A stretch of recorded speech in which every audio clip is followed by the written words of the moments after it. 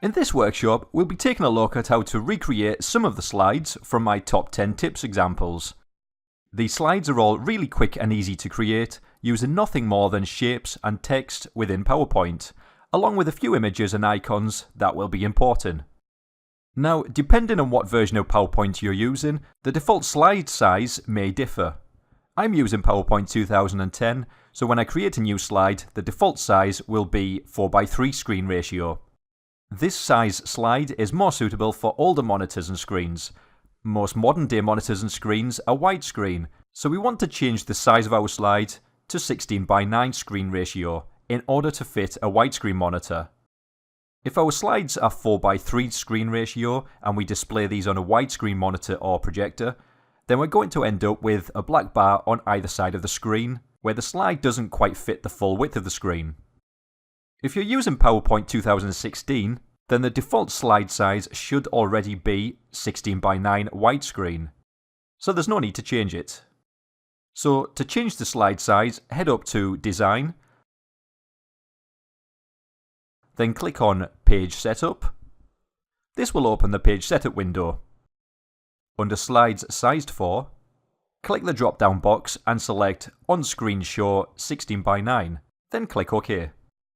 You'll notice that the size of your slide changes as it becomes wider. Now that the size is correct, let's go ahead and make a nice looking slide.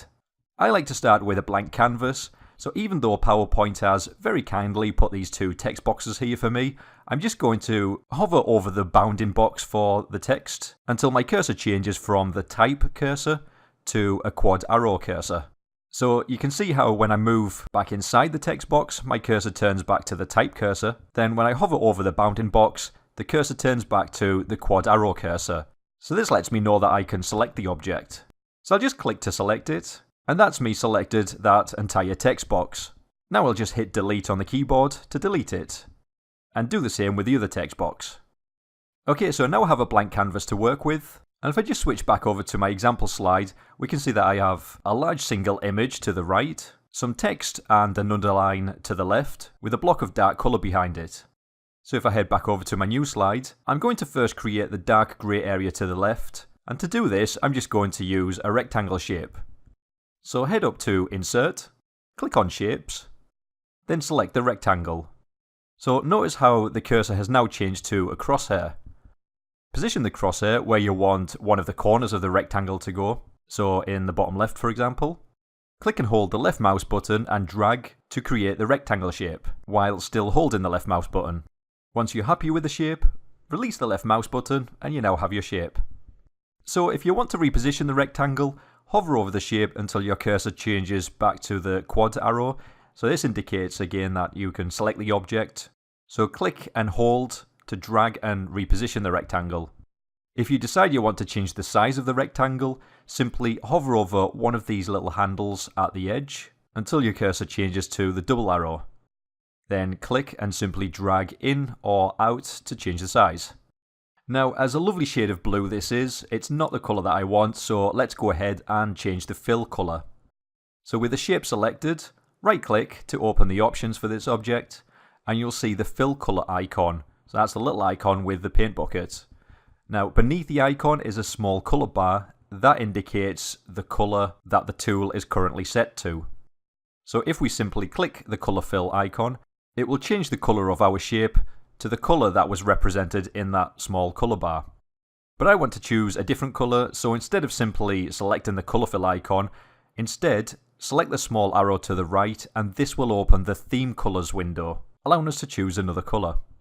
So if we just hover over any of the colours, you can see that we can preview what the shape will look like with that particular colour. So when you find a colour you like, simply click to select it, and this will change the colour of your shape to that colour, and it'll close the theme colours window.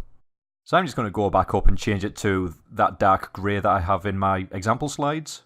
Now you can obviously choose any colour you want, but just keep in mind tip 6 about keeping a high level of contrast between the background and the text. So it's probably not a good idea to have a lighter coloured background with lighter coloured text, or a dark coloured background with dark coloured text. Now I'm not sure if you can see this in my video, but the rectangle shape has a blue outline. This is because when you create a new shape, PowerPoint gives it this blue outline by default. Now I don't want an outline on this shape, so once again, with the shape selected, right click to open the options. Now this time, instead of heading to Colour Fill, I want to head to Shape Outline, which is indicated by what looks like an icon of a pencil drawing a square. And again, if we simply click this, it will apply the colour that you currently see in the small bar below the icon to the stroke of your shape. But if we click the arrow to the right to reveal the drop-down box, we will once again see the Themes colour window allowing us to preview or choose any other colour for the outline. But as I don't want an outline, I'll simply head down and choose No Outline to get rid of it. So with my block of colour in place, it's time to add some text. Head up to Insert and click on the text box. Notice how the cursor changes to the Type tool. So we can simply click anywhere to create a text box and start typing, but I want to create text on my dark grey rectangle. So I'll just delete this text box and head back up to Insert and select the text box tool again. And we can see my cursor has once again changed to the type cursor. So I'll just simply click anywhere within my rectangle and start typing. So what you'll notice is that PowerPoint has positioned my text perfectly in the centre of my rectangle shape. My text is a bit small, so to increase the size of the font, you can click inside of the text box and click and hold while you drag over the text to select it. Or you can simply click within the text box and press Ctrl and A on your keyboard to select all of the text within that box. Then right click to open up the options. And I'm just going to change the font size to 48.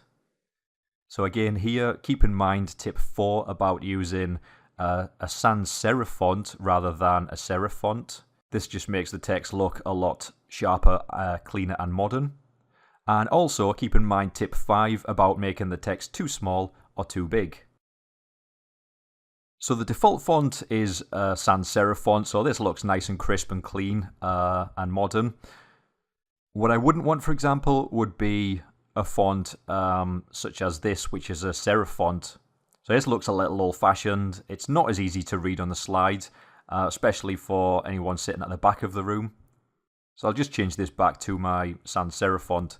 So other types of sans serif font could be, you could use Arial or Helvetica, or just have a browse through and decide which one suits your slide best.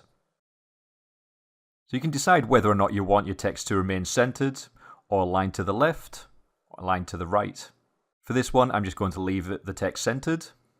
Okay, so next up, I want to add my background image.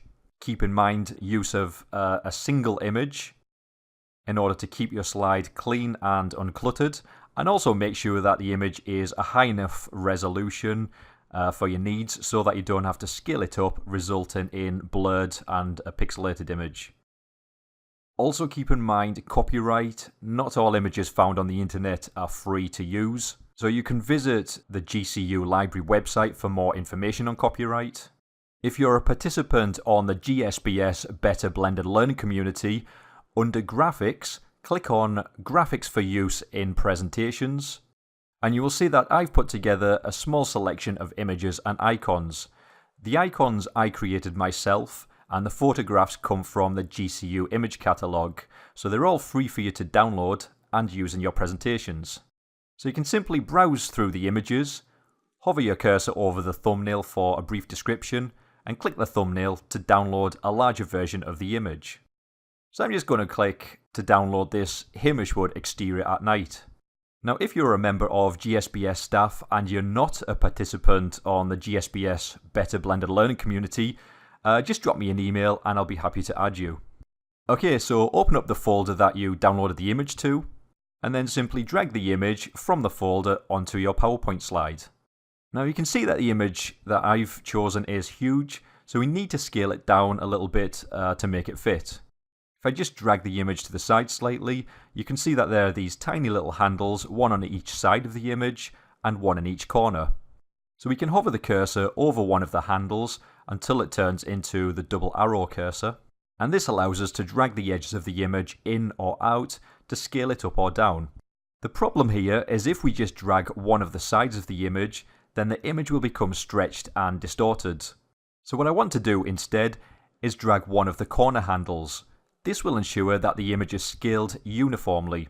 And so as you can see, I'm now able to scale the image up or down without distorting or stretching the image. So I'll just scale this image so that it fits the height of the slide, but you can see that it's too wide and covers part of my text box. So what I need to do here is I need to position the image behind the text box. And the way to do this is with the image selected, right click to bring up the options, then hover over Send to Back, and then select Send to Back. Then I'll simply reposition the image until I'm happy with it.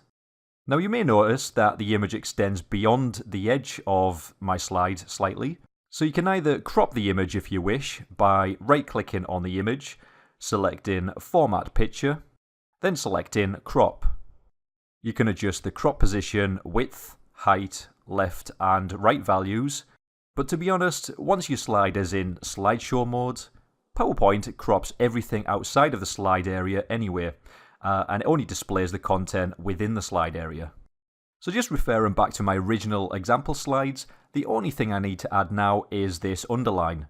And I create this using, you guessed it, another rectangle shape. So back up to Insert, select Shapes, then select the rectangle. You'll see the cursor change to the crosshair once again, allowing us to simply left click, hold and drag to create a new shape. So I want this rectangle to be quite thin for the underline, and I also want to change the colour and remove that outline.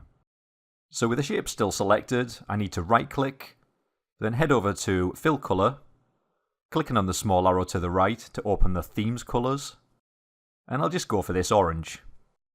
Then also over to Outline, again clicking the small arrow to the right, and selecting No Outline to remove it. Now, remembering tip 10, adding visuals to increase emotional appeal, let's say I want to add an icon below this text. I'll head over to the GSBS Better Blended Learning community, again under graphics for use in presentations. Just looking at these icons, I'll go for this thumbs up icon. So click to download, then open the folder to which the icon downloaded to, and then simply drag the icon from the folder into your slide.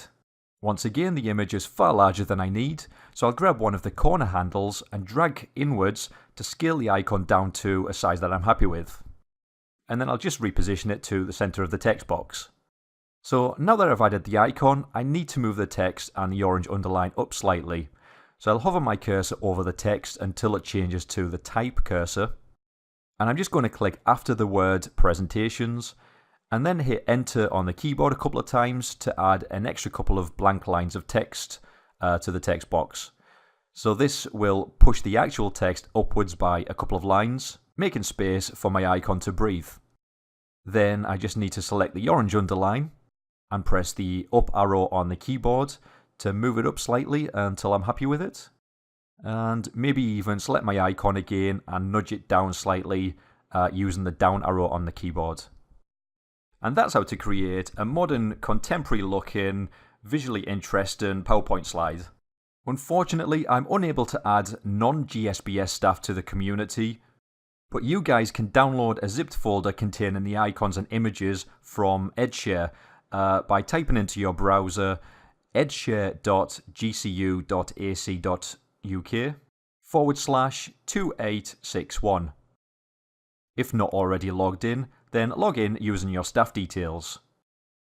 You will see two files in here, one named icons.zip, containing the icons, and another named images.zip, containing the images. Select whichever one you want, then click download. This will download the zipped folder to your computer. You now need to extract these files from the zipped folder, and to do this, open the folder to which the zip file was downloaded to, and with the zipped folder selected, right-click, choose 7-zip, then select Extract Files.